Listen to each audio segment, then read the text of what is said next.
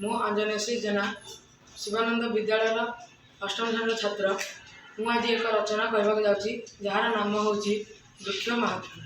वृक्ष हूँ आमर परम बंधु। वृक्ष आमर बहुत उपकार आसे। वृक्ष आमको फल फूल काठ आदि सामग्री प्रदान करें। वृक्ष को आम केते क्षति पहुँचेले से आमर उपकार कथा ही भावी था। वृक्ष हूँ बहुत मूल्यवान। वृक्ष को आम काटी दौचु के सारा खाता बनाए से द्वारा आम वायु प्रदूषित हो। वृक्ष आमको जीवन दे था। वृक्ष आमको अम्लजान दे आम जीवन रक्षा करें।